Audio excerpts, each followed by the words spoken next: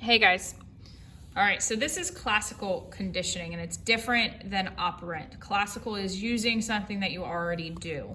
All right, so learning, it's the permanent change. Okay, I say permanent, but not really. It's relatively permanent in a behavior because of something you've gone through. And a condition is you are being conditioned or trained to do something different. And it can be classical or operant. Now, classical is simple. You always salivate in your mouth when you smell pizza. And now I'm going to train you, or I'm going to condition you that you start to salivate when you hear a bell. That is an actual experiment. It was with a dog, not a human, but here we are. The operant is, I don't want you to do a behavior, or I want you to do a behavior, and so I'm going to condition you to either increase that behavior or decrease that behavior. So if we look at it, classical conditioning always has an unconditioned stimulus, something that you already do, an unconditioned response, all right? So I'm sorry, I flipped them.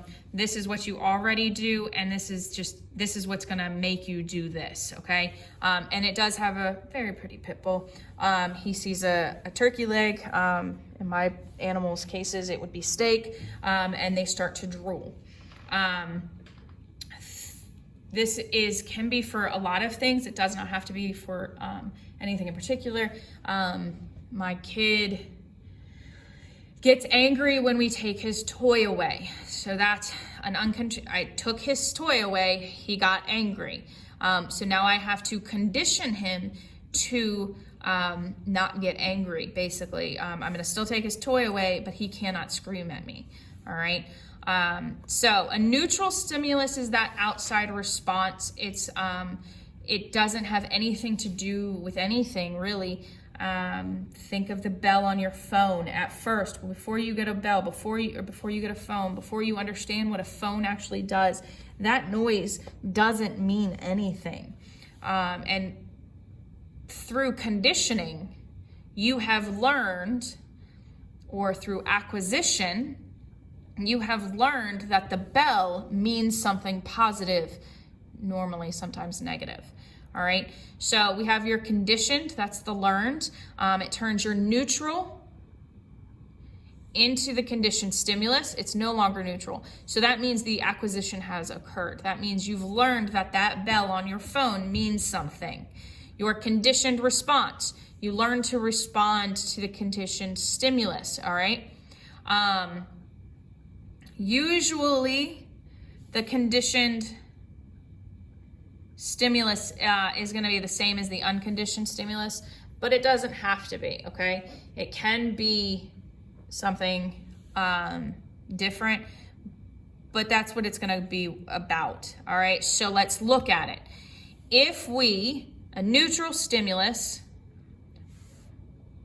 with that unconditioned stimulus, unconditioned response, now we have the conditioned stimulus equals the response. All right, that's a lot of weirdness going on. All right, but let's look at this a little bit more. So,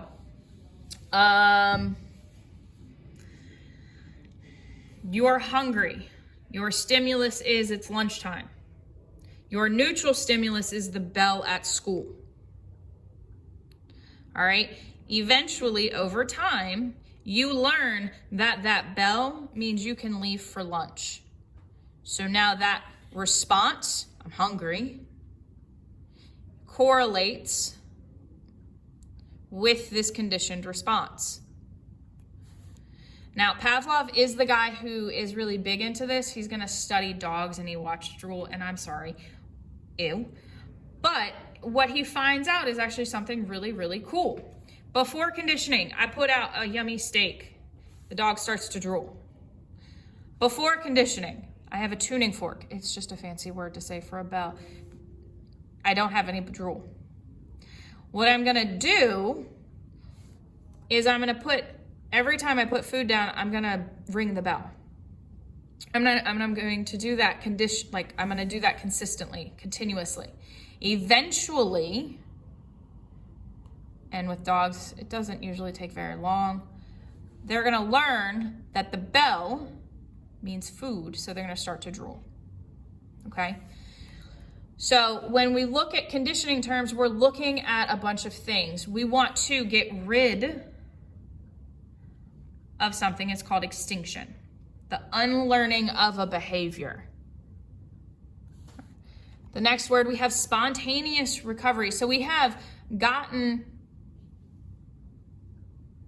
taught something, and it randomly comes up at a different time when we haven't been training it. The more training you do, the more likely it's going to stick around in the long term, for lack of better words at the moment, memory. Okay, but if we've stopped training it and we just continue, it can spontaneously come back up. We have generalization. Now this is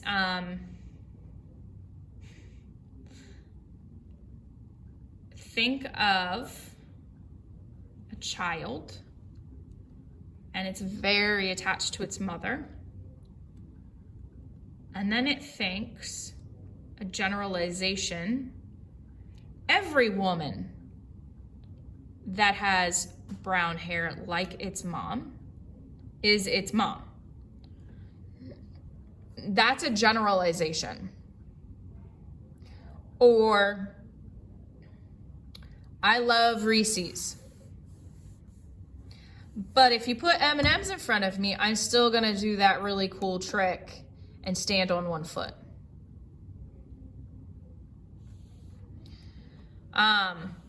This guy, this little baby, was part of an experiment, and the baby really liked white stuffed animals and white animals. Had no, wasn't scared of them, nothing.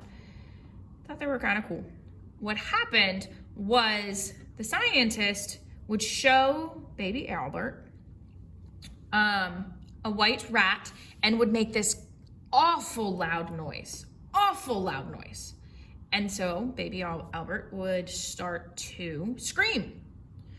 And what happened was that the baby would then start to scream anytime it saw a white anything, a white bunny, a white teddy bear, a white dog.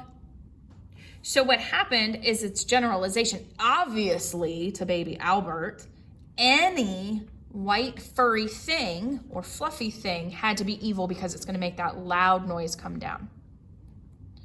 Okay? Then we have discrimination. We are going to learn, I don't want that nickel, I want that $10 bill. I don't want that single Reese's, I want the whole pack.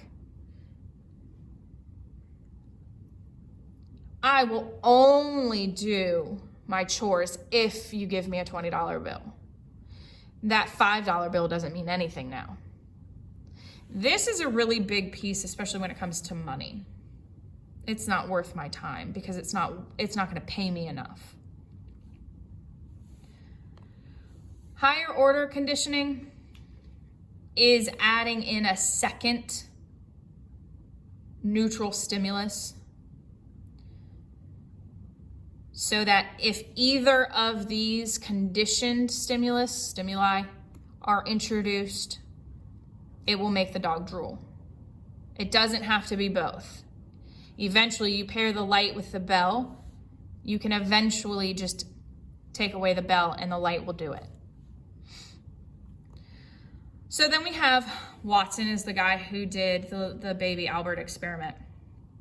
This is so incredibly unethical and awful, especially because Watson didn't take care of it and have this extinguished. There's the word.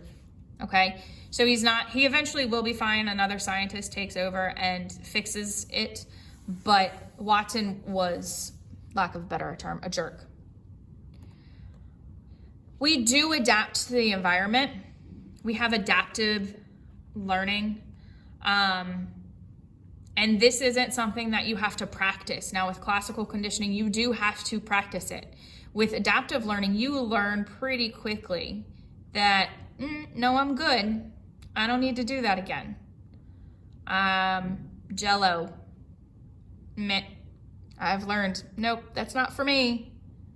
Okay, going into haunted houses. Nope, I'm good, thanks though. So Mary Covert Jones is the woman who helped undo Watson's work with baby Albert, and the way that she's going to do that is through counter conditioning. So she's going to pair the white fluffy animal with something positive for baby Albert. You can do this with people and things as well. And it is a way to get around it. So I'm terrified of spiders. But if I wanted to, I could do a counter conditioning, and anytime I see a spider, I could have a Reese's. So it makes a positive memory go with the scary thing. You have the systematic desensitization.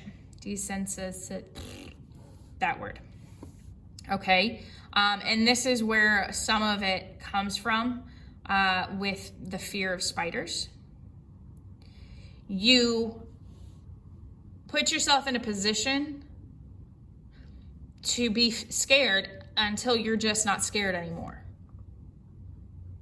You work with it so much that you're no longer afraid of that piece. You've got flooding. Now this one's a little bit harder to do because people are not able to go through it because it is so scary. It never worked with my mom. She was terrified of snakes. She wouldn't even look at a picture of a snake. But it could be used, especially if it's something harmless. All right. Butterflies. People are afraid of butterflies. I may not understand it, but that's their thing. Taking them into a butterfly house and having them do that frequently would flood them with the knowledge that it's not that bad.